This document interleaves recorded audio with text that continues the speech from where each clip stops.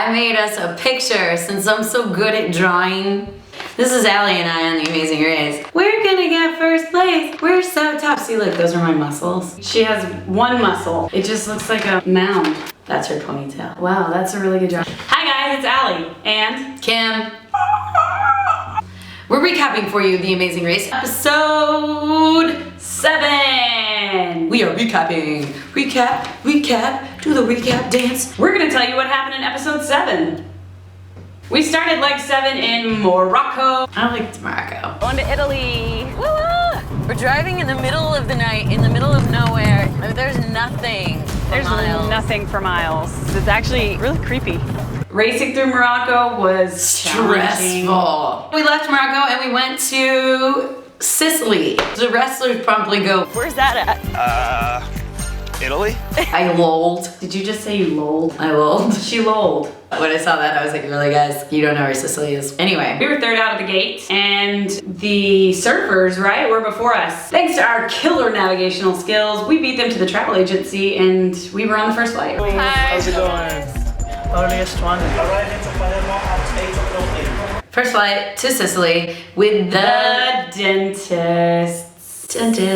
Morocco in the middle of the night. There weren't any pubs for us to go hang out at. We actually tried to go stay at, what was the hotel's called? Yeah, we tried to stay on the rooftop. But it was actually a little cold. We only had a few hours to kill, so we opted to go straight to the airport, which was fine because the airport was closed. And we sleep on the floor. To bide our time, we were kind of bored and we didn't want to just go sleep on the cold, hard floor, so we decided to draw some pictures. And then we probably had like a little catty moment on TV where like we're walking to the airport. You know, we were getting ready. We had a feeling there were some artistic challenges coming up. I had to draw on the back of a dirty car that happened to belong to the dentists.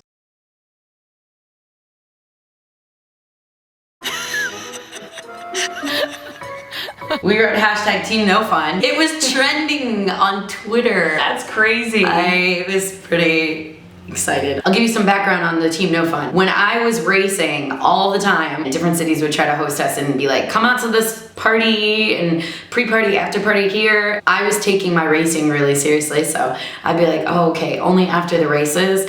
I've got to get my rest, I've got to eat, I've got to carb load, I've got to do all these things. Believe it or not, Team No Fun. so that's actually... She just wanted to race and be so serious. The term Team No Fun started when someone called me. I've been picked on, I've been bullied, I've been there. And so I turned around and did it to someone else. Because that's the way it goes. Tough breaks, dentist. Oh, I'm sure they'll be crying all the way to Ocho Rio in Jamaica. My Italian is on point. You know my last name's Perfetto. Apparently I know how to ask for a taxi. Dove sono I tassi?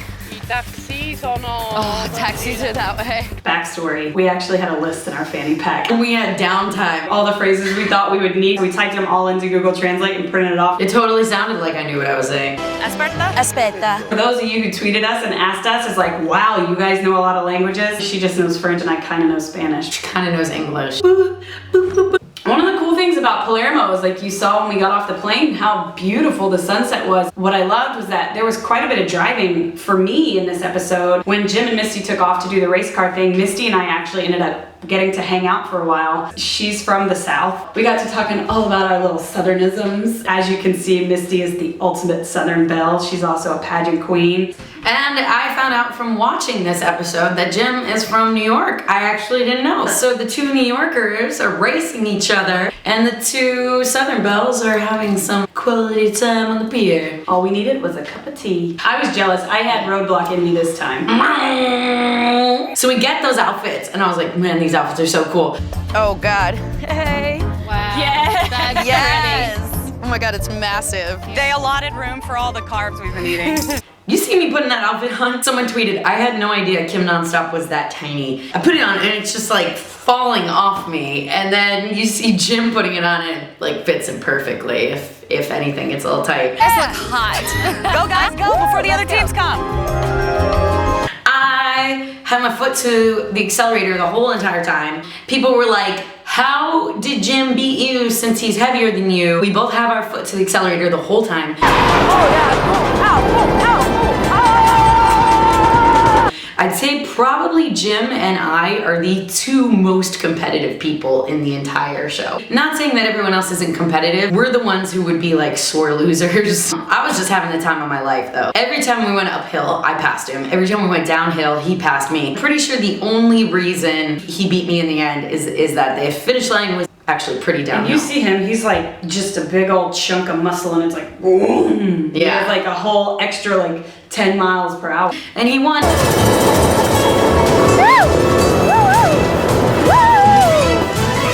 But at the same time, we weren't racing each other, remember? We were just racing the clock. I mean, of course I wanted to beat him, yeah. Really, in the end, I just wanted to get to that mat before him. On to the next task. Tied neck and neck with the dentist. Took us a minute to find it. A lot of people message me asking me, when do you eat? When do you go to the bathroom? Ask them how we get up there.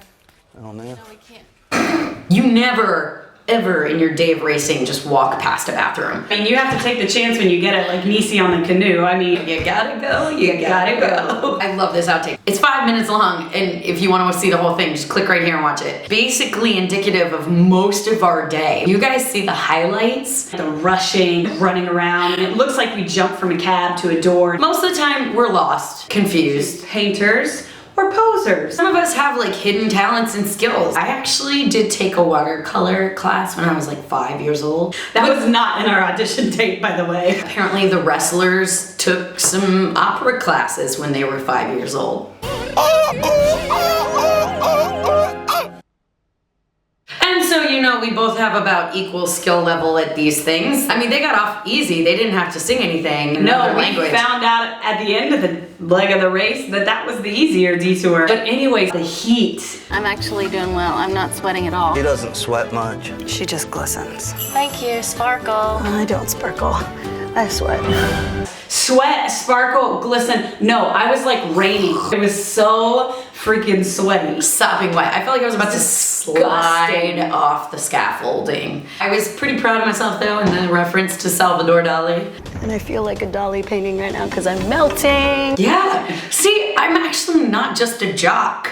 It's too bad that he's not known for his frescoes, because I think the amount that we were melting up there would have really helped us had it been in the style of Dali. But no, it had to be precise. I said it at the end of the episode, they painted faster than us. Truth. We were so focused on just getting ours done, I didn't look over at their technique, because watching now, It was like precise. he was like this with the finger on the wall. We're both dentists. We live in a world where a half a millimeter is the difference between success and failure. Like a tooth technique. It was amazing. I'm Like not props to surprised. them. Very precise painting. All we were doing is like elbowing each other. It was just kind of like a battle. You and I are on the wrong sides of each other because I'm left-handed. Can you stay higher than me, please? That would be really helpful.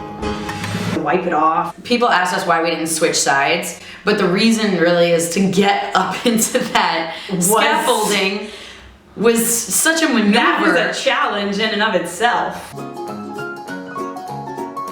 This was one of my more ladylike moments. Not. It was so rickety and jiggly. What you can't see on the TV is that every time you jump off of the table, the floor would shake. Truly, if we had gotten back down and gotten back up, we would have kicked the dentists. So we were actually being polite. See where it got us. That's the last time I'm being polite and nice. We should have made a damn earthquake in there. Next time I'm gonna start a mosh party. We got out of there on their tails. Let's say the dentist get a flat tire, or get cut off, or get stopped by a garbage truck. If we're lucky. I mean, any of those things could have been possible, right? But no. You guys have been going neck and neck like for a couple of legs now. Still hanging right behind him. Second place, first loser. He says, watch out for the thumb. It's our fourth win, Phil. But watch out for the thumb. It's coming soon. We were totally calling ourselves first losers. You look like you're calling them losers. Phil had just said, congratulations guys, you get second. What? That's a really good placement. First loser. Anyway, so Q&As, you asked us who gives us the money? Our sugar daddy. Just kidding. We are given enough money right at the start of each leg of the race to get us through the race, depending on, you know, if there's going to be a lot of taxis, then we may get a little more money, and if we have a rent car, then we don't get as much money.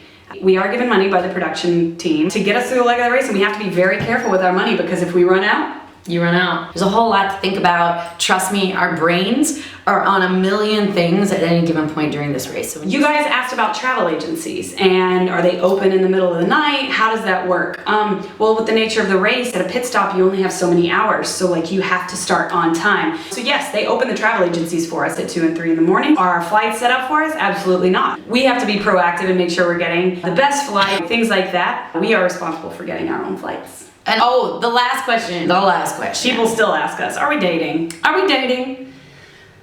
What do you guys think? Leave it in the comments below and we'll answer it next week. I'm Kim. I'm Alli. And we're signing off from our episode 7 recap for The Amazing Grace. Follow us on Instagram, follow us on Twitter for goofy photos and what have ya. Our individual websites are also down here. You can find some interesting stuff there and my channel. Go dig around. You'll find some funny stuff. Bye guys. See you later. Peace.